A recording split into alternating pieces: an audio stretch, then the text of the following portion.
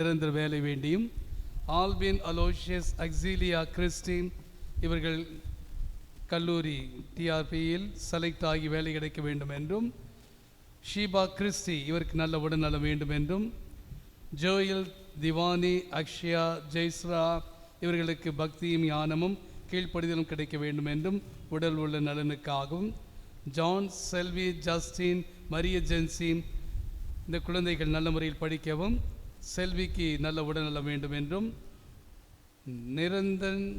நிசந்தன் முதலாவது பிறந்த நாள் நன்றி பலியாகவும் குழந்தை ஆண்டுடைய பாதுகாப்பிலே வளர வேண்டும் என்றும், சகாயராணி குடும்பத்தில் மரித்த சூசைராஜ் இவருடைய ஆண்மையை பாற்றிக்கும் மற்றும் மாசிலா குழந்தைகளுக்காகவும், உத்திரியன் தங்கவேல் இவருடைய ஆண்மையை பாற்றிக்காகவும், வின்சென்ட் இவருடைய ஆண்மையை பாற்றிக்காகவும், வியாகுலமேரி ரோசாரி இவர்களது ஆண்மையை பாற்றிக்காகவும், ஜெய வினோத் மரிய ஜெனிட்டா இவர்களது குடும்பம் சிறப்பாக நடந்ததற்கு இறைவனுக்கு நன்றியாகவும், மோனிகா கார்மல் மாதா குழந்தை இயேசு வழியாக பெற்றுக்கொண்ட அனைத்து நன்மைகளுக்கு நன்றியாகவும், மோனிகாவின் பிறந்தநாள் நன்றி பலியாகவும், ஜோசப் பிரவீன் 48வது பிறந்தநாள் நன்றி பலியாகவும் உடல் உள்ள நலனுக்காகவும் இறை ஆசி வேண்டியும் தொழில் வளர்ச்சி அடையவும், டேவிட் நஸ்ரின் ஜமீர் ஜோசப் மாணிக்கம் இவர்களது ஆண்மையை பாற்றிக்காகவும் மன்றாடுகின்றோம். மரிய சேவியர் குடும்பத்திற்கு இறைவன் செய்த சால நன்மைகளுக்கு நன்றியாகவும், மரிய மதலினால் கேன்சர் நோயிலிருந்து விரைவில் குணமடையும்படியாகவும், அருள் கமலா லிட்வின் ஜோசப் தாசியூஸ் அருள் சகோதரி மேரி புஷ்பா அருள் சகோதரி டென்னிஸ் மேரி இவர்களது நன்றி பலியாகவும் உடல் உள்ள நலனுக்காகவும், லியோ ஆரோக்கியராஜ் ஆரோக்கிய சபரிராஜ் மரிய ரத்தினம் விமலா இவர்களது ஆண்மையை பாற்றிக்காகவும், கித்தேரியம்மாள் இவருடைய ஆண்மையை பாற்றிக்காகவும் மன்றாடுகின்றோம். இது திருப்பலி கருத்துக்களோடு நமது கருத்துக்களையும் குடும்ப தேவைகளையும் இந்த திருப்பீடத்தில் ஒப்புக் கொடுத்து தூய மறை நிகழ்வுகளை கொண்டாட தகுதி பெறும் பொருட்டு நமது பாவங்களையும் பலவீனங்களையும் கழுவிக்கொள்வதற்காக இறைவனது இரக்கத்தையும் மன்னிப்பையும் தண்ணீரின் வழியாகவும் உப்பின் வழியாகவும் மன்றாடுவோம். என்றென்றும் உள்ள இல்லாமல்ல இறைவாம், வாழ்வின் ஊற்றும் தூய்மையின் தொடக்கமான தண்ணீரின் வழியாக மக்கள் புனிதமடைந்து நிலை வாழ்வின் கொடையை பெற வேண்டும் என்று திருவுளமானீர். இத்தண்ணீரை புனிதப்படுத்தியருள்ள உம்மை வேண்டுகிறோம். ஆண்டவரே, உமது நாளாகி இன்று உமது அருட்காவலை பெற விரும்புகிறோம். வாழ்வழிக்கும் உமது அருளின் ஊற்றினை எம்மில் புதுப்பித்தருளும். இத்தண்ணீரினால் எங்கள் உள்ளத்தையும் உடலையும் தீமை அனைத்திலிருந்தும் காத்தருள்வீராக. இவ்வாறு நாங்கள் தூய இதயத்துடன் உம்மை அணுகி வரவும் உமது மீட்பை பெற்றுக்கொள்ளவும் தகுதி பெறுவோமாக. எங்கள் ஆண்டவராகிய கிறிஸ்து வழியாக உம்மை மன்றாடுகின்றோம். எல்லாம் வல்ல இறைவா, தண்ணீர் வளம் பெற அதில் ஒப்பிட வேண்டும் என்று இறைவாக்கினர் எலிசா வழியாக கற்பித்தீர். உமது படைப்பு பொருளாகிய இந்த உப்பை பரிவிரக்கத்துடன் புனிதப்படுத்தியருள்ள உம்மை தாழ்மையுடன் வேண்டுகிறோம்.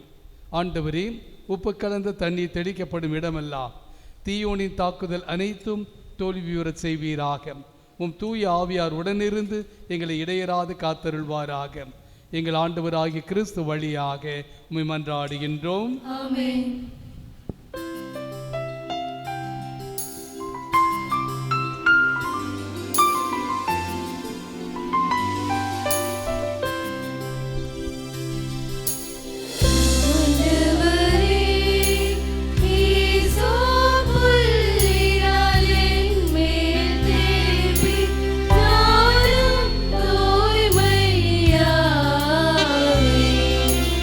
நீரே என்னை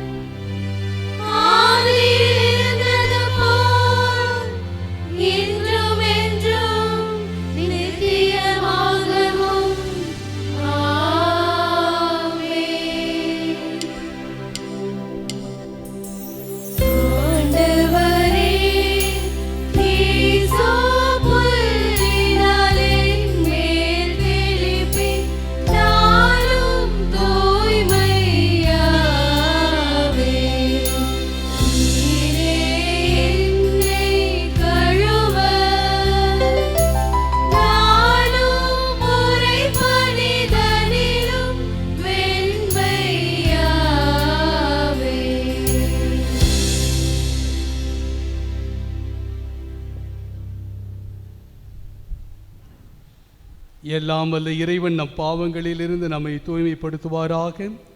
இந்த நற்கருணை கொண்டாட்டத்தின் வழியாக அவர் தம்முடைய ஆட்சியின் விருந்தில் பங்கு கொள்ள நம்மை தகுதி பெறச் செய்வாராக. ஆமென். மன்றாடுவோமாக.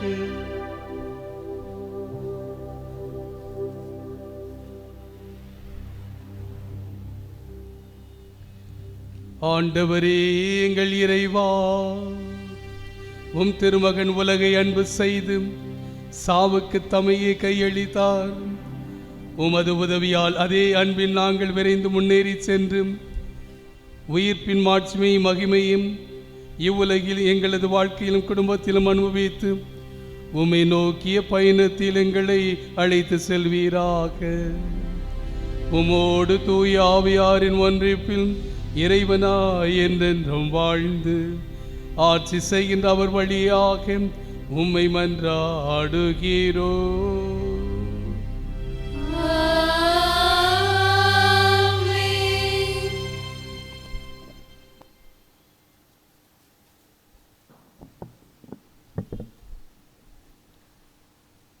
முதல் வாசகம். என் ஆவியை உங்கள் மீது பொழிவேன், நீங்களும் உயிர் பெறுவீர்கள். இறைவாக்கினர் எசேக்கியேல் நூலிலிருந்து வாசகம். அதிகாரம் 37, இறை வார்த்தைகள் 12 முதல் 14 முடிய. தலைவராகிய ஆண்டவர் கூறுவது இதுவே: என் மக்களே, இதோ நான் உங்கள் கல்லறைகளை திறக்கப் போகிறேன். உங்களை உங்கள் கல்லறைகளினின்று மேலே கொண்டு வருவேன். உங்களுக்கு இஸ்ரேல் நாட்டை திரும்ப கொடுப்பேன். அப்போது என் மக்களே, நான் உங்கள் கல்லறைகளை திறந்து உங்களை அவற்றிலிருந்து வெளிக்கொணர்கையில் நானே ஆண்டவர் என்பதை அறிந்து கொள்வீர்கள். என் ஆவியை உங்கள் மீது பொழிவேன், நீங்களும் உயிர் பெறுவீர்கள். நானும் உங்களை உங்கள் சொந்த நாட்டில் குடி அமர்த்துவேன். ஆண்டவராகிய நான் உரைத்தேன், நானே இதை செய்தேன் என அப்போது அறிந்து கொள்வீர்கள் என்கின்றார் தலைவராகிய ஆண்டவர். இது ஆண்டவர் வழங்கும் அருள்வாக்கு. நன்றி.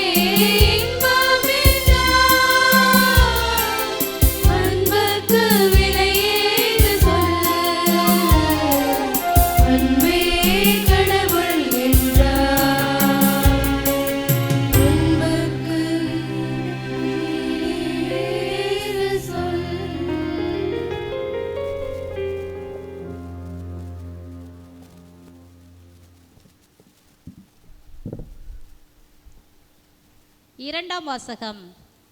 இறந்த இயேசுவை உயிர்த்தெழ செய்தவரின் ஆவி உங்களுக்குள் குடிக்கொண்டிருக்கிறார்.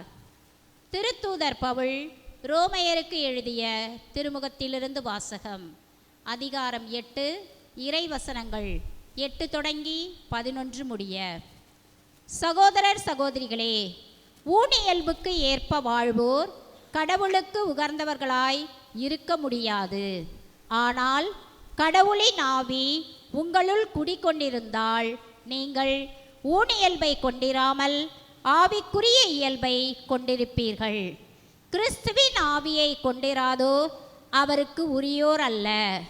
பாவத்தின் விளைவாக உங்கள் உடல் செத்ததாயினும் கிறிஸ்து உங்களுள் இருந்தால் நீங்கள் கடவுளுக்கு ஏற்புடையவர்கள் ஆக்கப்படுவீர்கள்.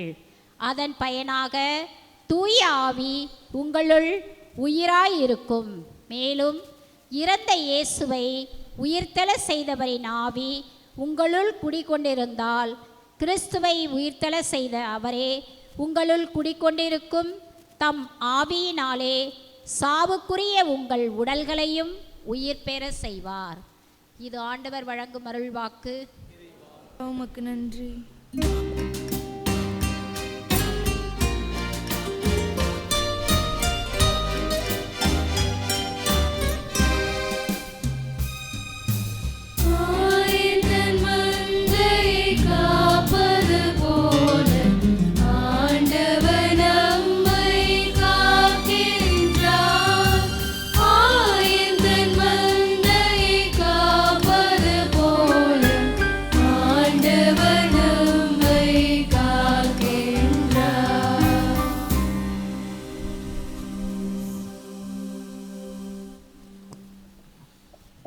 ஆண்டவர் உங்களோடு இருப்பாராக.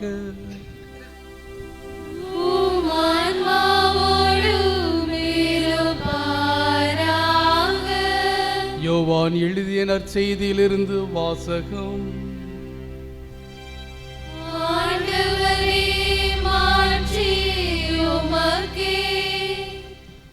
குறுகிய வாசகத்தை வாசிக்கின்றேன்.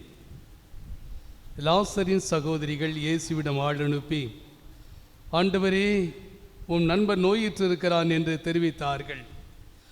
அவர் இதை கேட்டு, என் நோய் சாவில் போய் முடியாது, கடவுளின் மாட்சி விளங்கவே இவன் நோயுற்றான், இதனால் மானிட மகனும் ஆட்சி பெறுவார் என்றார்.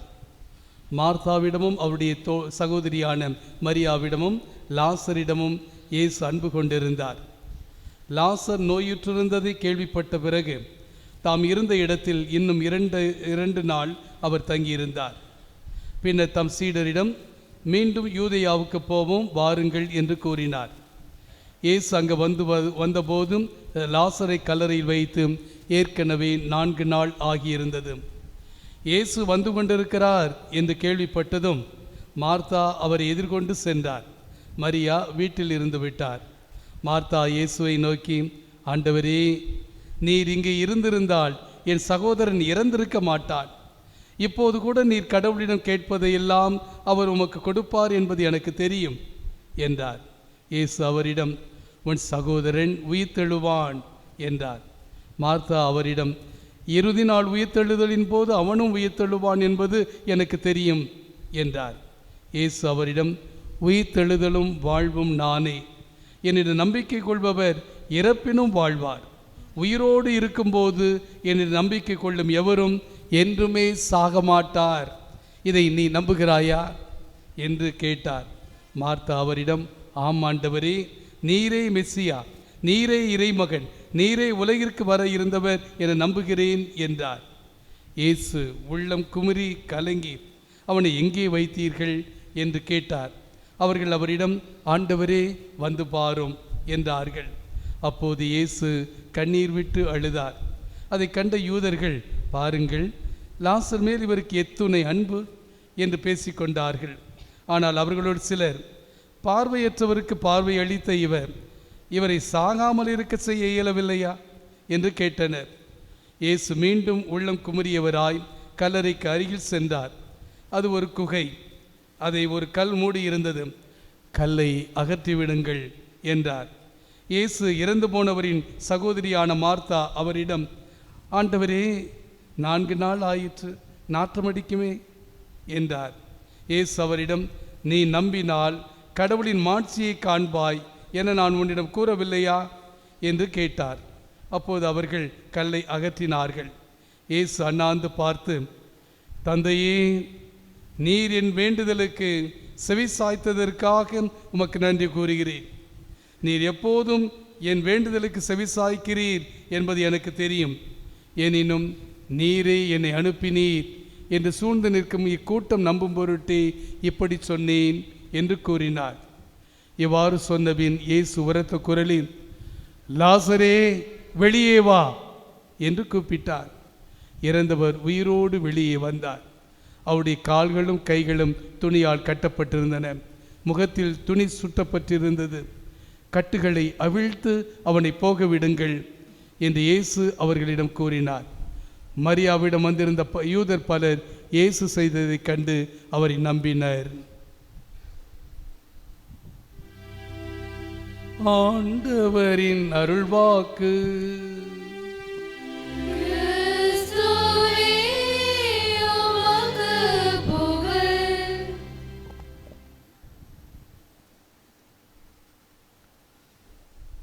இயேசு கிறிஸ்துவில் எனக்கு பிரியமானவர்களே,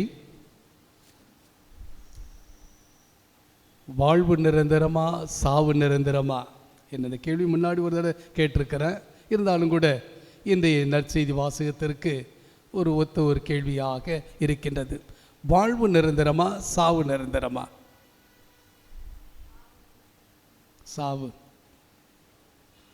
சாவு நிரந்தரம் அப்படிங்கிறாங்க. நம்ம கட்டாயம் சத்து தான் ஆகணும் அப்படின்னு சொல்லிட்டு. வாழ்வு நிரந்தரமா, சாவு நிரந்தரமா? நம்ம யோசிச்சுட்டு இருந்தால் டைம் ஆயிரும். அப்புறமே டைம் பூசைக்கு முடிக்கிறதுக்கு நேரம் ஆயிரும். அதனால் நானே பதில் சொல்லிடுறேன். கிறிஸ்தவர்கள் ஆகிய நமக்கு சாவு நிரந்தரம் அல்ல, மாறாக வாழ்வுதான் நிரந்தரம். இந்த வாழ்வுதான் நிரந்தரம் என்ற அந்த நிலையில் இந்த வாழ்வுக்குள், நிரந்தர வாழ்வுக்குள் கடந்து செல்ல நாம் தயாராக இருக்கிறோமா? நம்மை கடந்து செல்ல நாம் தயாராக இருக்கிறோமா? நமது பாவங்களிலிருந்து கடந்து செல்ல நாம் தயாராக இருக்கிறோமா? நமது பலவீனங்களிலிருந்து கடந்து செல்ல நாம் தயாராக இருக்கிறோமா? நிரந்தரமான அந்த வாழ்வுக்குள் நுழைவதற்கு நாம் தயாராக இருக்கிறோமா? இந்த கேள்விகளோடு மற்ற சிந்தனைகளுக்கு நாம் செல்கிறோம். சில ஆண்டுகளுக்கு முன்பாக அமெரிக்காவில் ஒரு ஆராய்ச்சி நடைபெற்றது. அந்த ஆராய்ச்சி என்னவென்றால், அப்போதுதான் இறந்த 10 நபர்களை தேர்ந்தெடுத்தார்கள். ஜஸ்ட் தென் டெட். அப்போதுதான் இறந்த 10 நபர்களின் மீது ஆராய்ச்சி. 25 டாக்டர்ஸுகள், பல்வேறு துறையில் நிபுணத்துவம் பெற்றவர்கள், வல்லுநர் பட்டம் பெற்றவர்கள் இந்த ஆராய்ச்சியை செய்கின்றார்கள். அதிலே ஒரு ஆராய்ச்சி, வாழ்வுக்கு பிற்பாடு அவர்கள் என்ன அனுபவித்தார்கள், அந்த ஆன்மீக ஆராய்ச்சி. After death what was their experience? இது ஒரு கேள்வி. ஆக இந்த 10 பேர்களின் மீது, இந்த 10 பேர்கள் 10 இடத்துல வைக்கப்பட்டிருக்கின்றார்கள். பல்வேறு துறையில் பட்டம் பெற்ற டாக்டர்ஸ்கள் தனித்தனியாக அவர்களை ஆராய்ச்சி செய்கின்றார்கள். அந்த ஆராய்ச்சியில் கடைசியில் அவர்கள் கேட்ட அந்த எல்லாரும், இந்த 10 நபரிடம் ஜஸ்ட் தென் டெட், அப்போதுதான் இறந்த அந்த 10 நபர்களிடமும், நீங்கள் இறந்த பிற்பாடு எங்கு சென்றீர்கள்? முதல் கேள்வி. அங்கு அவர்கள் யாரை சந்தித்தார்கள்? அவர்களுடைய உணர்வு எப்படிப்பட்டதாக இருந்தது என்ற அந்த கேள்விகள் கேட்கப்பட்டது. அப்போது இந்த 10 நபர்களும் தனித்தனியாக வைத்து ஆராய்ச்சி செய்யப்பட்ட இந்த 10 நபர்களும் சொல்லக்கூடிய பதில் இப்படியாக இருந்தது. அவர்கள் இறந்த பிற்பாடு ஒரு தூரமான உலகத்திற்கு சென்றதாகவும், அந்த தூரமான உலகத்திற்கு செல்கின்ற சமயத்தில் மிகவும் பிரைட்டான, பிரகாசமான ஒளியை அவர்கள் சந்தித்ததாகவும், அவர்கள் அந்த செல்லக்கூடிய அந்த பாதையிலே இனிமையான இசையை கேட்டதாகவும், அந்த உலகத்துக்குள் நுழைந்தவுடன் அவர்கள் தங்களோடு வாழ்ந்த உறவினர்களை எல்லாம் சந்தித்ததாகவும் அவர்கள் பதில் கூறியிருக்கின்றார்கள். எல்லாருமே இந்த 10 நபர்களும் இதே மாதிரியான பதிலை சொல்லியிருக்கின்றார்கள். அதன் பிற்பாடு அவர்களிடம் ஒரு கேள்வி கேட்கப்பட்டது. அதாவது, நீங்கள் இந்த உலகத்திற்கு வர ஆசைப்படுகிறீர்களா, மீண்டும் இந்த உலகத்தில் வந்து வாழ ஆசைப்படுகிறீர்களா என்று கேட்டபோது இந்த 10 நபர்களும் சொல்லக்கூடிய பதில், நோ, இந்த உலகத்துக்கு வர விரும்பவில்லை. எங்களுக்கு அந்த உலகம் மிகவும் இனிமையாக இருக்கிறது, இதமாக இருக்கிறது, அந்த உலகத்திலேயே நாங்கள் இருந்து விடுகிறோம் என்று இந்த 10 நபர்களும் பதில் கூறியிருக்கின்றார்களாம். எனக்கு பிரியமானவர்களே, சாவு நிரந்தரமா, வாழ்வு நிரந்தரமா? வாழ்வு தான் நிரந்தரம். கிறிஸ்தவர்களாகிய நம் அனைவருக்குமே இந்த உலகம், இந்த சாவானது, இந்த உலகமானது தற்காலிகமானது. சாவு என்பது தற்காலிகமானது. ஆனால் வாழ்வு, நாம் இறந்த பிற்பாடு யாரோடு சென்று வாழப்போகிறோம்? இறைவனோடு சென்று வாழப்போகிறோம். அதைத்தான் இயேசு ஆண்டவர் இறுதி நாள் உயிர்த்தெழுதின் போது இவனும் உயிர்த்தெழுவான், உயிர்த்தெழுதலும் வாழ்வும் நானே, என நம்பிக்கை கொள்பவர் இறப்பினும் வாழ்வார். இறப்பினும் சாகுவார் என்று சொன்னாரா? இல்லை, இறப்பினும் வாழ்வார். இறந்தாலும் அவர் வாழ்ந்து கொண்டே இருப்பார். என்னில் நம்பிக்கை கொள்ளக்கூடியவர்கள், நம்பிக்கை இழந்து விடாமல் வாழக்கூடியவர்கள் வாழ்வார்கள். எனவே கிறிஸ்தவர்களாகிய நமக்கு சாவு நிரந்தரம் அல்ல, மாறாக வாழ்வே நிரந்தரம். இதனால்தான் சாக்ரட்டிஸ் என்ற அந்த மனிதன் சொல்வார், இன்னொரு கேள்வி அதோடு இவனை ஒட்டிய அந்த கேள்வி, தூக்கம் நீடியதா அல்லது சாவு நீடியதா என்று சாக்ரட்டிஸிடம் கேட்டார்களாம். சாக்ரட்டிஸ் அதுக்கு பதில் சொல்லுகிறான், தூக்கம் என்பது இது ஷார்ட் டெத், ஒரு குறைவான சாவு நேரம். தூக்கம் என்பது நைட்டு தூங்க போகிறோம், காலையில் எந்திரிக்க போகிறோமா இல்லையான்னு தெரியாது. இது ஷார்ட் டெத், குறைவான நேரம், குறைவான ஒரு சாவு. சாவு என்பது நிரந்தரமான தூக்கம், நிரந்தரமான தூக்கம் என்று சொல்லுவார். எனவே தான் அவருக்கு மரண தண்டனை கொடுக்கப்பட்ட போது சாக்ரட்டிஸ் மிகவும் மகிழ்ச்சி அடைந்தானா. அப்போ பக்கத்தில் இருந்த மற்ற சிறைச்சாலையில் இருந்த மற்ற அனைவரும், நாளைக்கு நீ சாக போகிறாய், இன்றைக்கு நீ இப்படி மகிழ்ச்சியோடு இருக்கிறாயே, என்ன காரணம்? உனக்கு வருத்தம் இல்லையா என்று கேட்டபோது சாக்ரட்டிஸ் இப்படி பதில் சொல்கிறான், நாளைக்கு இன்னொரு புத்தகத்தை படிக்கப் போகிறேன், இன்னொரு அனுபவத்தை பெறப்போகிறேன். அந்த இறப்பு எப்படி இருக்கும் என்பதை எனது வாழ்க்கையில் நான் அனுபவிக்கப் போகிறேன். அந்த நேரத்திற்காக நான் காத்திருக்கிறேன் என்று சாக்ரட்டிஸ் பதில் சொல்லுகிறான். அந்த நேரத்திற்காக, அந்த இறப்பு எப்படி இருக்குமோ என்று நான் அந்த நேரத்துக்காக காத்திருக்கிறேன் என்று அந்த நேரத்துக்காக காத்திருந்தானே மகிழ்ச்சியோடு. குழந்தை தெரசம்மாள், என் அம்மா சிறு பிள்ளையாக இருக்க சமயத்தில், கொஞ்சம் 5-6 வயசாக இருக்க சமயத்தில் அவங்க அம்மாவுடைய மடியில் படுத்து கிடக்கின்ற போது அவங்க அம்மாவை மிகவும் அன்பு செய்யக்கூடிய ஒரு பிள்ளை. இந்த குழந்தை தெரசம்மா அம்மாவுடைய முகத்தை பார்த்துட்டு, அம்மா நான் எப்பம்மா சாவேன் என்று கேட்கிறார். அது செலினுக்கு ரொம்ப வேதனை, ஷாக்கிங் ஒரு பதில். என்ன பிள்ளை இப்படி கேட்குறாளே, நான் எப்பம்மா சாவேன்னு சொல்லி கேட்குதே அப்படின்னு சொல்லிட்டு, ஏம்மா அப்படி கேட்குற என்று அந்த செலின் அவங்க அம்மா குழந்தை தெரசாமியிடம் கேட்கிறார். அப்போது குழந்தை தெரசம்மா சொல்கிறாங்க, அம்மா நான் இறந்தால் தானே ஆண்டவர்கிட்ட போக முடியும், நான் இறந்தால் தானே ஆண்டவரை பார்க்க முடியும். நீங்கள் தானே சொல்லியிருக்கீங்க நம்ம இறந்த பிற்பாடு ஆண்டவரை பார்க்க போகிறோம். நான் இறக்கணும், நான் சாகணும், நான் செத்தா தான் நான் ஆண்டவரை பார்க்க முடியும். அதனால தாம்மா உங்கள்கிட்ட கேட்டேன், நான் எப்போது இறப்பேன் என்று. அந்த நேரத்திற்காக இந்த மங்கை, இந்த சிறு பிள்ளை அந்த இறப்புக்காக காத்து கொண்டே இருந்தாள். எனவே தான் சாவை அவர் நெருங்கிய போது அவரே சொல்லுகின்றார், நான் அந்த நேரத்திற்காக மகிழ்ச்சியோடு காத்திருந்தேன், புன்னகையோடு அவருக்குள் நுழைந்தேன். அங்கு சென்றாலும் நான் விண்ணகத்திலிருந்து ரோஜா மலர்களை பொழிந்து கொண்டே இருப்பேன், ஆசீர்வாதங்களை பொழிந்து கொண்டே இருப்பேன் என்று அந்த சகோதரி பிற்காலத்திலே கூறுகின்றார். ஆக அன்பானவர்களே, கிறிஸ்தவர்களாகி நம் எல்லாருக்குமே சாவு நிரந்தரம் அல்ல, மாறாக வாழ்வே நிரந்தரம். அதைத்தான் இன்றைய நற்செய்தி வாசகத்திலும் முதல் வாசகத்திலும் நாம் கேட்டோம். முதல் வாசகத்திலே எசேக்கியேல் இறைவாக்கினர் இஸ்ராயேல் மக்களை பார்த்து, அவர்கள் அனைவரும் பாபிலோனிய அடிமைத்தனத்தில் வேதனைப்பட்டு கொண்டிருந்த நேரம், எங்களுக்கு மீட்பு இல்லையா? இப்படியே கிடந்து சாக வேண்டியது தானா? எங்களுக்கு எப்போது வாழ்வு கிடைக்கும்? எப்போது எங்களுக்கு மகிழ்ச்சி கிடைக்கும்? நாங்கள் என்ன தப்பு செய்து விட்டோம் என்று அவர்கள் பரிதவித்து கொண்டிருந்த நேரம், அப்போது எசேக்கியேல் இறைவாக்கினர் அவருக்கு ஆண்டவர் கனவிலே ஒரு காட்சியை கொடுக்கிறார். அந்த கனவு எப்படிப்பட்டதாக இருந்தது? கல்லறை கனவு. கல்லறைகளில் இருந்தவர்கள், இந்த உடல் இல்லாதவர்கள், எலும்பு கூட்டிலே இருக்கக்கூடியவர்களுக்கு நீ உயிரை கொடு என்று இறைவாக்கினர் எசேக்கியேலுக்கு ஆண்டவர் கட்டளை கொடுத்து, இதோ இஸ்ராயேல் மக்களிடம் செல், உயிரற்றவர்களாக கிடக்கிறார்கள், வாழ்வை இழந்து மகிழ்ச்சி இழந்து கிடக்கின்றார்கள், அவர்களிடம் சென்று உயிரை கொடு, வாழ்வை கொடு, அவர்களுக்கு மகிழ்ச்சியை கொடு என்று எசேக்கியேல் இறைவாக்கின் வழியாக இஸ்ராயேல் மக்களுக்கு ஆண்டவர் இந்த செய்தியை கொடுக்கிறார். செத்துப்போய் கிடந்த மக்களுக்கு ஆண்டவர் உயிரை கொடுக்கக்கூடிய கடவுளாக எசேக்கியேல் இறைவாக்கின் வழியாக இருக்கிறார். அதே போன்று நற்செய்தி வாசகத்திலே நாம் வாசி கேட்டோம். இறந்து போனவர் சாதாரணமாக 3 நாளைக்கு பிற்பாடு அவனுடைய உடலிலிருந்து ஆன்மா வெளியே போயிடும். இதான் யூதர்களுடைய நம்பிக்கை, நம்முடைய நம்பிக்கையும் அதுதான். இறந்த பிற்பாடு 3 நாளைக்கு அந்த ஆன்மா அவனை சுற்றி கொண்டே இருக்கும். அதன் பிற்பாடு வெளியே போய்விடும். அது பிற்பாடு நமக்கு எல்லாம் தெரியும், அந்த உடல் இந்த மண்ணிலே அழுகி போய்விடும்.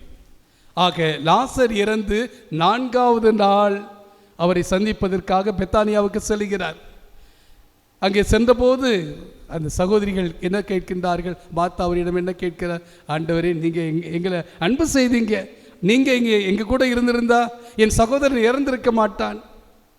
இப்போது கூட நீங்கள் சொன்னங்க என் சகோதரன் உயிர் தெழுவான் என்று அந்த சகோதரி கேட்கிறார். ஆண்டவர் இயேசு கண்ணீரோடு தமது நண்பர் லாசரை தேடி கல்லறைக்கு செல்கிறார். கற்களை அகற்றிவிடு, கல்லை அகற்றி விடுங்கள், முதல் கட்டளையாக கொடுக்கிறார். கல்லை அகற்றி விடுங்கள். 2வதாக ஆண்டவர் இயேசு அவனிடம் அடுத்த கட்டளை, லாசரே வெளியே வா, 2வது கட்டளையை கொடுக்கிறார். 3வதாக கட்டுகளை அவிழ்த்து போக விடுங்கள், அவனுடைய கட்டுகளை எல்லாம் அவிழ்த்து விடுங்கள், அவன் போகட்டும் என்ற 3வது கட்டளையை கொடுக்கிறார். அன்பானவர்களே, இந்த லாசர் வழியாக ஆண்டவர் நம்ம எல்லாருக்கும் கொடுக்கக்கூடிய ஒரு பெரிய செய்தி, கற்களை அகற்றி விடுங்கள். நமது உள்ளத்துக்குள்ளே எத்தனையோ கற்கள் இருக்கிறது, எத்தனையோ கல் இருக்கிறது. Hardness is there. பாவங்கள், பலவீனங்கள், எத்தனையோ பாவங்களை நாம் செய்து கொண்டு இருக்கிறோம். திருச்சபைக்கு எதிரான பாவங்கள், 10 கட்டளைக்கு எதிரான பாவங்களை நாம் கட்டிக்கொண்டு இந்த உலகத்தில் வாழ்ந்து கொண்டு இருக்கிறோம். இந்த கற்களை எல்லாம் அகற்றி விடுங்கள், பாவங்களை எல்லாம் அகற்றி விடுங்கள். அகற்றிவிட்டு என்ன செய்ய வேண்டும்? லாசரே வெளியே வா, இந்த பாவங்களிலிருந்து வெளியே வா, உனது பாவத்திலிருந்து வெளியே வா, பலவீனத்திலிருந்து வெளியே வா. எத்தனையோ கட்டுகளில் நாம் கட்டி சிக்கி கிடக்கிறோம்.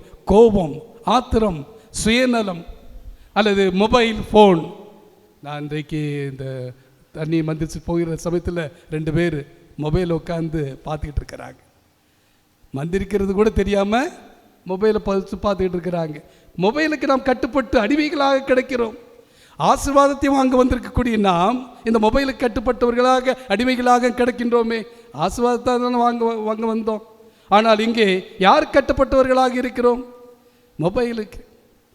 அதனால் இந்த குடும்பத்தில் எத்தனையோ பிரச்சனைகள், எத்தனையோ சங்கடங்களை நாம் அனுபவித்துக் கொண்டு இருக்கிறோம். கோபத்தினால் எத்தனையோ பிரச்சனைகளை சந்தித்துக் கொண்டிருக்கிறோம். நமது ஆத்திரத்தினால் எத்தனையோ பிரச்சனைகளை சந்தித்துக் கொண்டிருக்கிறோம். இந்த பாவக்கட்டுகளிலிருந்து வெளியே வருவதற்கு நாம் தயாரா? ஆண்டவரே, நான் கோபப்பட மாட்டேன், என் சுயநலத்திலிருந்து நான் வெளியே வருவேன், என்னை இந்த உறவுகளை பாதிக்கக்கூடிய அனைத்து அடிமைத்தனங்களிலிருந்தும் நான் வெளியே வருவேன் என்று நாம் முயற்சி செய்கிறோமா? இயேசு ஆண்டவர் லாசரே வெளியே வா என்று சொல்கின்ற போது நம் ஒவ்வொருவரையும் பார்த்து ஆண்டவர், மகனே மகளே வெளியே வா, இந்த பாவத்திலிருந்து வெளியே வா, இந்த பலவீனத்திலிருந்து வெளியே வா, உன்னோடு உள்ள சகோதர சகோதரிகளை அன்பு செய், அவர்களோடு இரக்கமாக இரு என்று ஆண்டவர் இந்த 2வது கட்டளை கொடுக்கிறார். 3வதாக கட்டவிழ்த்து போக விடுங்கள். இந்த பாவங்களிலிருந்து, பலவீனங்களிலிருந்து நாம் விடுபட்டவர்களாக எதை நோக்கி செல்ல வேண்டும்? இறைவனை நோக்கி செல்ல வேண்டும். இறைவனை நோக்கி செல்ல வேண்டும். நமது வாழ்க்கை எங்கே இருக்கிறது? யாருக்குள்ளே இருந்து வந்தோமோ அவரை நோக்கியே நமது பயணம் இருக்கிறது. கடவுளிடமிருந்து வந்தவர்கள், கடவுளை நோக்கி போகக்கூடியவர்கள். ஆக இந்த இடைப்பட்ட காலத்தில் எனது மனைவி, கணவர், பிள்ளைகள், உறவுகள், மற்ற சொத்துகள், பதவிகள் எல்லாமே எனக்கு ஆண்டவர் கொடுத்திருக்கக்கூடிய ஆசீர்வாதங்கள். இவைகள் எல்லாமே நீங்கள் எல்லாருமே எனக்கு கொடுத்திருக்கக்கூடிய கடவுளால் கொடுக்கப்பட்ட ஆசீர்வாதங்கள். இந்த ஆசீர்வாதங்களை நான் பயன்படுத்தி கொண்டு இந்த உலகத்தில் நான் என்ன செய்ய வேண்டும்? நான் எங்கிருந்து புறப்பட்டேனோ அதே இடத்திற்கு மீண்டும் செல்ல வேண்டும். இந்த உலகத்தினுடைய கட்டுகளிலிருந்து நாம் விடுபட்டவர்களாக, ஊனியல்புக்கு உட்பட்டவர்களாக வாழாமல் இறைவனுக்குரிய வாழ்க்கையை வாழ வேண்டும். இதை ஆண்டவர் நமக்கு சொல்ல விரும்புகிறார். அன்பானவர்களே, அடுத்த வாரத்திலிருந்து நாம் புனித வாரத்தை ஆரம்பிக்கின்றோம். இந்த புனித வாரத்தில் நாம் எடுத்து பார்க்கக்கூடிய ஒரு நபர் இந்த இயேசு ஆண்டவர் தான். இந்த இயேசு ஆண்டவர் தான் இன்றைக்கு நம்மிடம் அந்த லாசரிடம் சொன்ன அதே கட்டளைகளை கொடுக்கிறார். கல்லை அகற்றி விடுங்கள், லாசரே மகனே மகனே வெளியே வா, கட்டவிழ்த்து இந்த உலகத்தினுடைய கட்டுகளிலிருந்து நீ விடுபட்டவனாக என்னை நோக்கி பயணம் செய். தயாரா? அப்படி நீ தயார் என்றால் ஏதோ உயிர்ப்பின் மாட்சியை, மகிமையை நீ அனுபவித்துக் கொண்டாய் என்ற அந்த வாக்குறுதியை ஆண்டவர் இன்றைக்கு நமக்கு கொடுக்கிறார். சாவு நிரந்தரம் அல்ல, வாழ்வே நிரந்தரம். அந்த வாழ்வு இந்த ஆண்டவரில் இருக்கிறது எனது ஒரு சிந்தனையோடு இந்த திருப்பலி தொடர்வோமாக.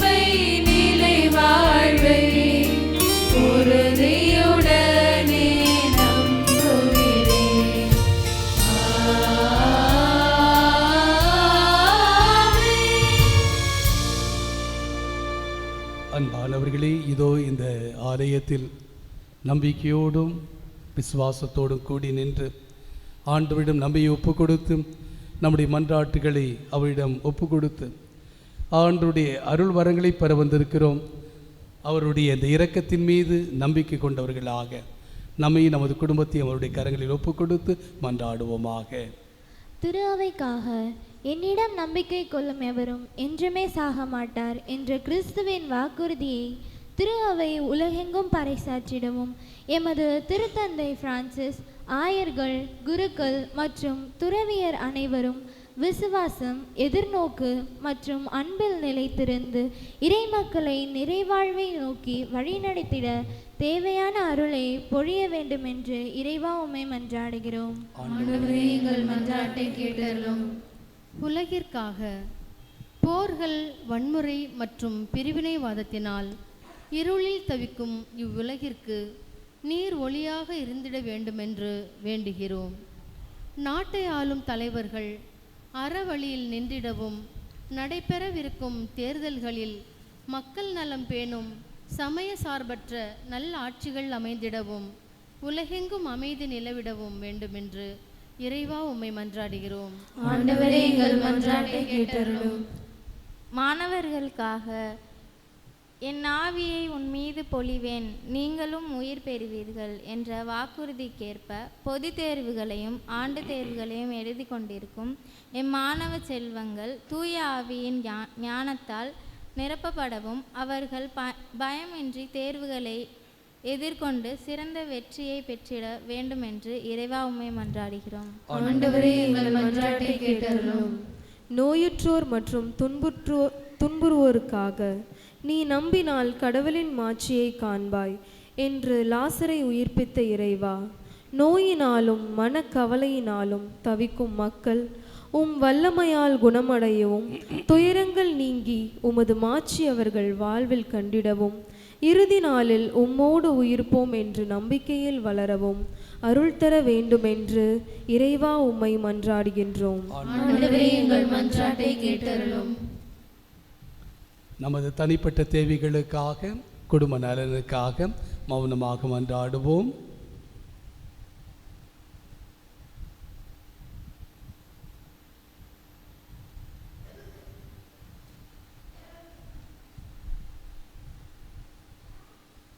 ஆண்டவரே, எம் இறைவா, எங்கள் மன்றாட்டுகளை பரிவிரக்கத்துடன் ஏற்றுக்கொண்டும் நாங்கள் இறைஞ்சி கேட்பவற்றை கனிவுடன் தந்தருள வேண்டுமென எங்கள் ஆண்டவராகிய கிறிஸ்து வழியாக உம்மை மன்றாடுகின்றோம்.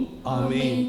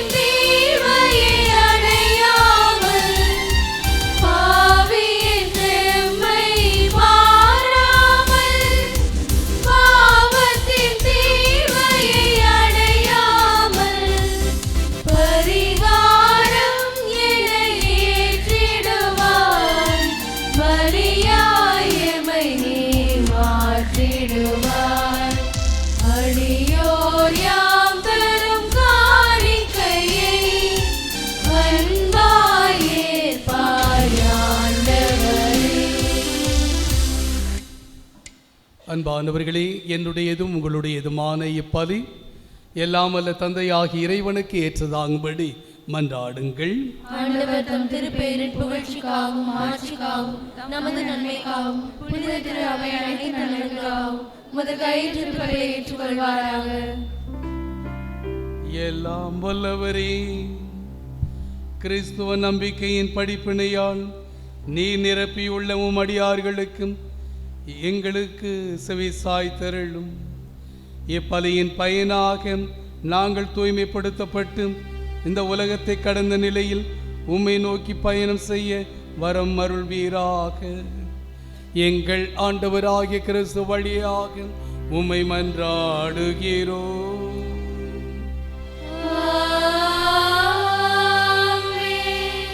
ஆண்டவர் உங்களோடு இருப்பாராக.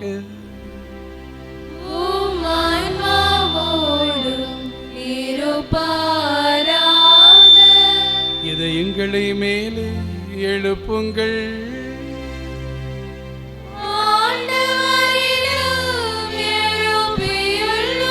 நாம் இறைவனாகிய ஆண்டவருக்கு நன்றி பாடுவோம்.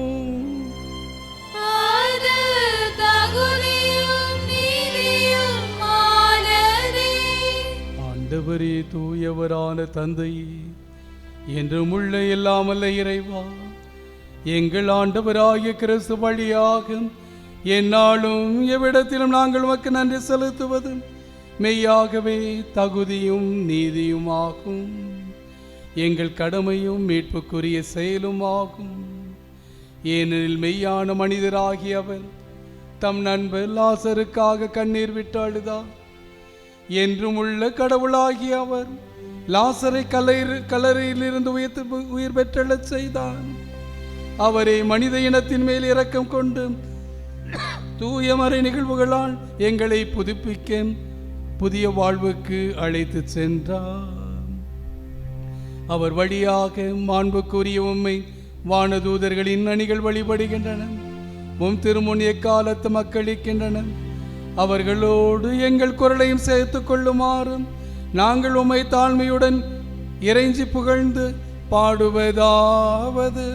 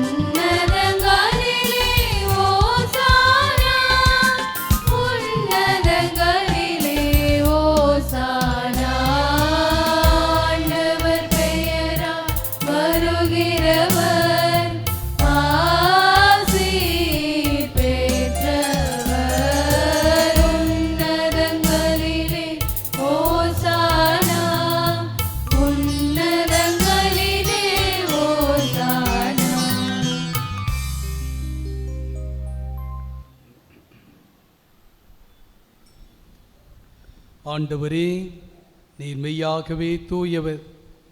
தூய்மை அனைத்திற்கும் நீர் ஒருவரே ஊற்று.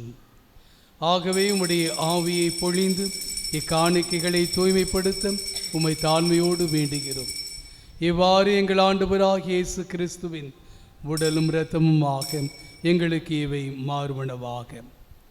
அவர் பாடுபட உளம் கனிந்து தம்மை கையளித்த அந்த இரவில் தம் சீடரோடு உணவு அருந்துகையில் அப்பத்தை எடுத்து நன்றி செலுத்தி அதை பிட்டு தம் சீடருக்கு அழைத்து அவர் கூறியதாவது: அனைவரும் இதிலிருந்து பெற்று உண்ணுங்கள். ஏனெனில் இது உங்களுக்காக கையளிக்கப்படும் என் உடல்.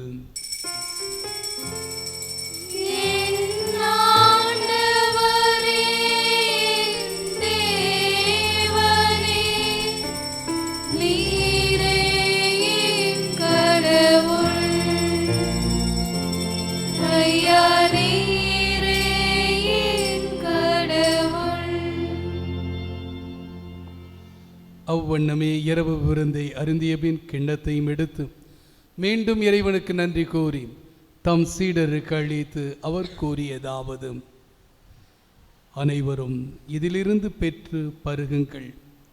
ஏனெனில் இது புதிய நிலையான உடன்படிக்கைக்குரிய என் இரத்தத்தின் கிண்ணம்.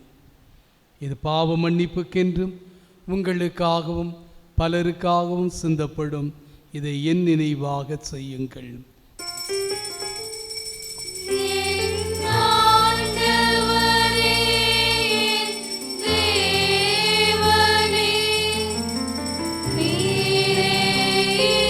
கடவுள்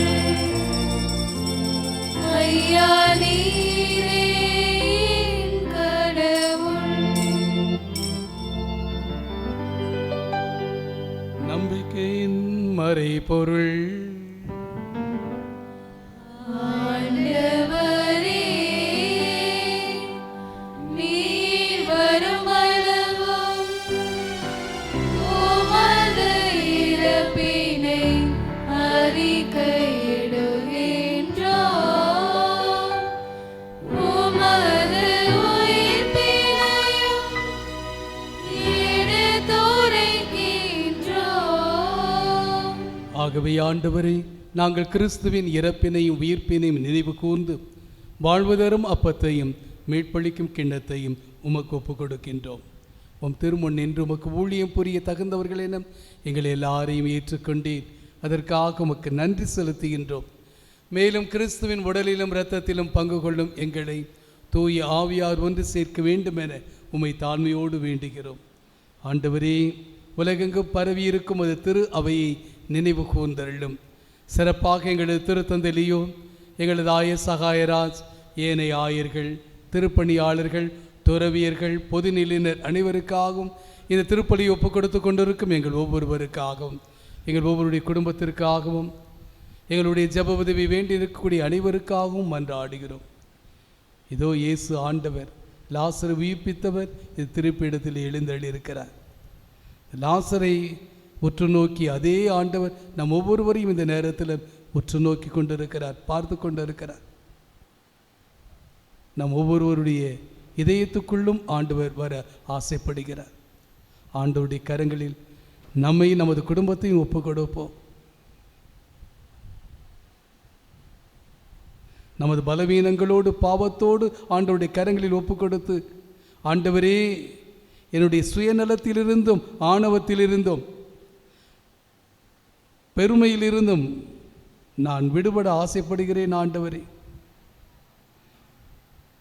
எல்லா விதமான கட்டுகளிலிருந்தும் என்னை அவிழ்த்துவிட்டு புனிதமான பிள்ளையாக, ஆசீர்வாதம் நிறைந்த பிள்ளைகளாக எங்களை வாழ நீ இந்த நேரத்திலே ஆசீர்வதிப்பீராக. ஏதோ இந்த நேரத்தில் எங்களது குடும்பத்திலே உள்ள அனைவரையும் உமது கரங்களில் ஒப்புக் கொடுக்கிறோம். எல்லாருக்கும் நல்ல உடல்நலத்தையும் மன அமைதியையும் ஆறுதலையும் கொடுப்பீராக. எல்லா விதமான சுயநல கட்டுகளிலிருந்தும் எங்களை விடுவித்து உமது அமைதியையும் சமாதானத்தையும் எங்களை குடும்பத்திலே அனுபவிக்க நீர் கட்டளையிடுவீராக. இந்த நாட்களிலே தேர்வுகளை எழுதி கொண்டிருக்கக்கூடிய எங்களது பிள்ளைகளை ஆசீர்வதித்தருள். அவர்களுக்கு ஞானத்தையும் ஞாபக சக்தியையும் கொடுத்து நல்லதொரு எதிர்கால வாழ்க்கை அமைத்துக்கொள்ள ஆண்டவர் தாமே இந்த நாட்களிலே உதவி செய்வீராக. போரினால் அமைதி இழந்து இருக்கக்கூடிய எங்களது சகோதர சகோதரிகளை நினைத்து பார்க்கிறோம். இயேசுவே ஆண்டவரே, அமைதியை கொடுப்பவரே, இந்த தலைவர்களுக்கு ஞானத்தையும் அறிவையும் கொடுத்து அமைதியை ஏற்படுத்த ஆண்டவரே நீர் கட்டளையிடுவீராக. எங்களுக்காக ஜெபம் செய்து கொள்ளுங்கள் என்று கூறியிருக்கக்கூடிய அனைத்து உமது சகோதர சகோதரிகளையும் அனைத்து குடும்பங்களையும் ஆண்டவர் உமது கரங்களில் ஒப்புக் கொடுக்கிறோம். இந்த நேரத்தில் இந்த கஷ்டப்பட்டு கொண்டிருக்கக்கூடிய பல்வேறு பிரச்சனைகளோடு இருக்கக்கூடிய உமது பிள்ளைகளை நீர் கண்ணோக்கி பார்த்தருள். அவர்களுக்கு ஆறுதலையும் ஆதரவையும் உடல்நலத்தையும் மன அமைதியையும் கொடுத்தருளும். ஆண்டவரே, உயிர்த்தெழுவோம் என்ற எதிர்நோக்குடன் துயில் கொள்ளக்கூடிய எங்களது சகோதர சகோதரிகளை உமது கரங்களில் ஒப்புக் கொடுக்கிறோம். அந்த கல்லறையிலிருந்து லாசரே வெளியே வா என்று சொன்னது போல இறந்த என் சகோதர சகோதரிகளுக்கு இந்த நாளிலே கட்டளையிடுவீராக. மகனை வெளியே வா என்ற அந்த கட்டளையை, இந்த அன்பின் அழைப்பை இறந்த என் சகோதர சகோதரிகள் கேட்டு எல்லா விதமான கட்டுகளிலிருந்தும் அவர்கள் அவிழ்க்கப்பட்டவர்களாக உமோடு இணைத்துக்கொள்ள இவர்களை அழைத்து செல்வீராக. எங்கள் அனைவர் மீதும் இரக்கமாயிரும். கடவுளின் கன்னி தாயான புனிதமிக்க மரியா, அவருடைய கணவரான புனித யோசேப்பு, புனித திருத்தூதர்கள் மற்றும் புனிதர்கள் அனைவருடைய பரிந்துரை ஜபத்தினால் நாங்களும் எங்களது குடும்பத்தாரும் எத்தனையோ ஆசீர்வாதங்களை பெற்றிருக்கிறோம். அவைகள் அனைத்திற்குமாகும் ஆண்டவரே, இந்த நேரத்தில் மனதார உமக்கு நன்றி செலுத்துகிறோம். எங்களது மேடு பள்ளங்களில், எங்கள் வாழ்க்கை போராட்டங்களில் எங்களை வழிநடத்தி வந்ததற்காகவும், இந்த நேரத்தில் நீர் எங்களுக்கு கொடுக்கக்கூடிய அனைத்து உமது ஆசீர்வாதங்களுக்காகவும், இனிமேல் நீர் எங்களுக்கு கொடுக்கக்கூடிய அனைத்து உமது அருட்கொடைகளுக்காகவும் தந்தையாகிய இறைவா, உமக்கு நன்றி கூறி எங்களையும் எங்களது குடும்பத்தையும் உம் திருமகன் இயேசு கிறிஸ்து வழியாக உமக்கு ஒப்பு கொடுத்து இப்புகழ்ச்சி பாடலை பாடுகிறோம்.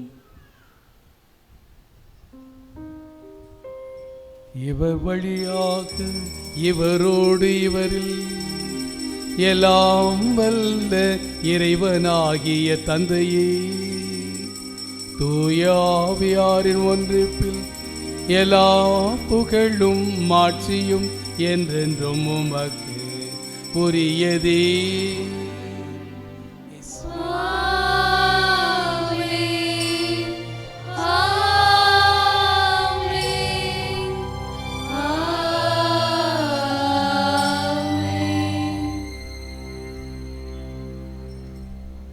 மீட்பரின் கட்டளையால் கற்பிக்கப்பட்டு இறை படிப்பினையால் பயிற்சி பெற்ற நாம் துணிந்து மன்றாடுவோம்.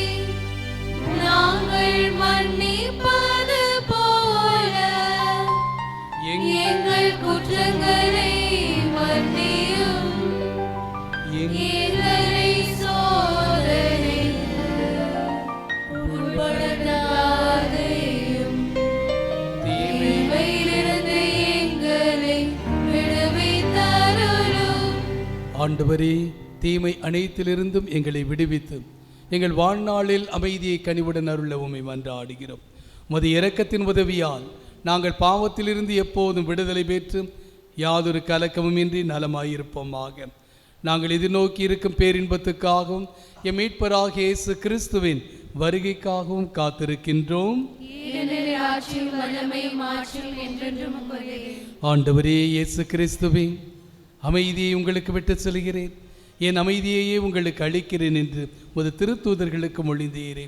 எங்கள் பாவங்களை எல்லாம் பாராமல் உமது திரு அவை நம்பிக்கையை கண்ணோக்கி உமது திருவுளத்திற்கேற்ப அதற்கு அமைதியையும் ஒற்றுமையையும் அளித்தருள்வீராக. என்றென்றும் வாழ்ந்து ஆட்சி செய்கின்றவர் நீரே. ஆண்டவருடைய அமைதி உங்கள் அனைவரோடும் இருப்பதாக. ஒருவருக்கொருவர் உறவின் வாழ்த்தை அறிவித்துக் கொள்ளுவோம். அமைதி உரித்தாகட்டும்.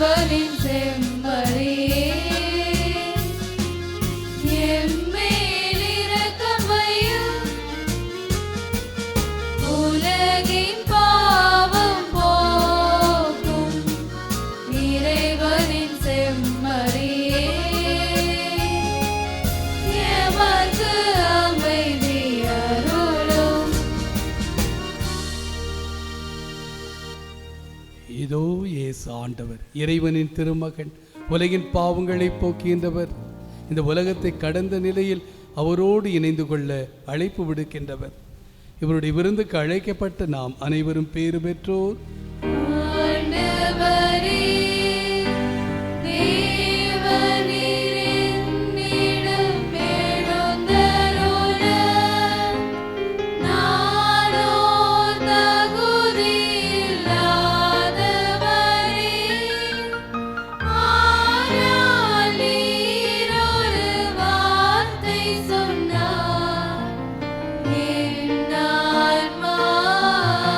குணமா கிறிஸ்துவின் திருவுடலும் திரு ரத்தம் என்னை காத்து நிலைவாழ்வு அளிப்பதாக. ஆமென்.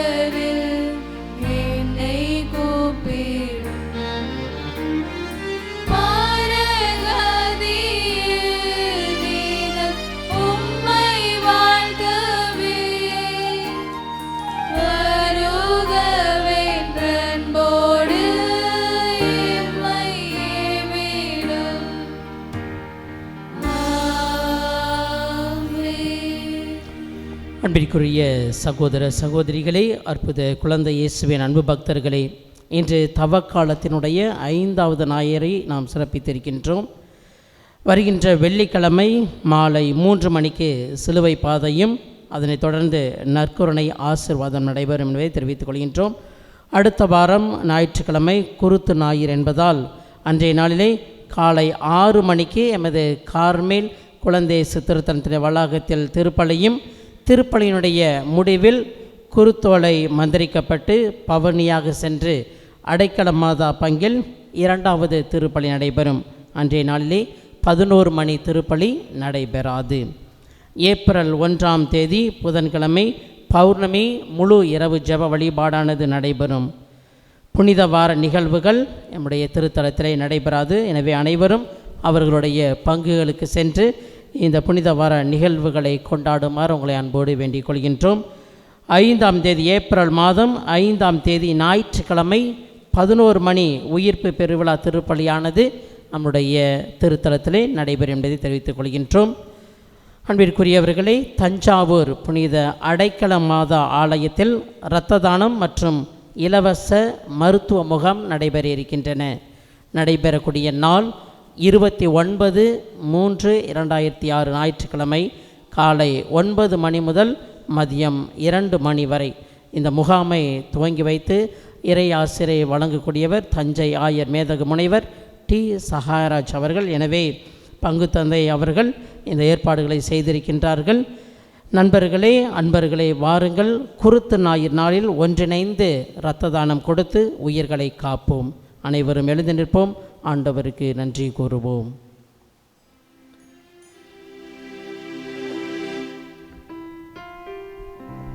மன்றாடுவோமாக. எல்லாம் வல்ல இறைவா, எங்களுக்கு அருள் புரிய உம்மை வேண்டுகிறோம். இயேசு கிறிஸ்துவின் உடலையும் இரத்தத்தையும் உட்கொள்கிற நாங்கள் அவருடைய உறுப்பினர்களாக என்று விளங்குவோமாக. எங்கள் ஆண்டவராகிய கிறிஸ்து வழியாக உம்மை மன்றாடுகிறோம்.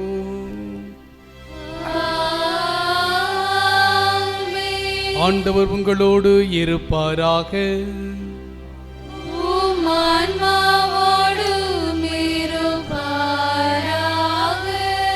ஆண்டவரே, உமது இரக்கத்தின் கொடையை எதிர்பார்க்கும் உமக்களுக்கு ஆசி வழங்கியருளும். உமது தூண்டுதலால் தாங்கள் விரும்புவதை உமது வல்லன்பையால் இவர்கள் பெற்றுக்கொள்வார்களாக. எங்கள் ஆண்டவராகிய கிறிஸ்து வழியாக உம்மை மன்றாடுகிறோம்.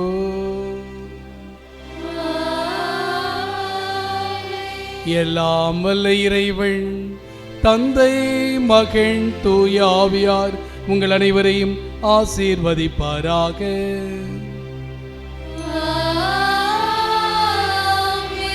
ஆண்டவர் இயேசு கிறிஸ்துவின் ஆசீர்வாதங்களிலும் பேரிரக்கத்திலும் சென்று வாழுவோம்.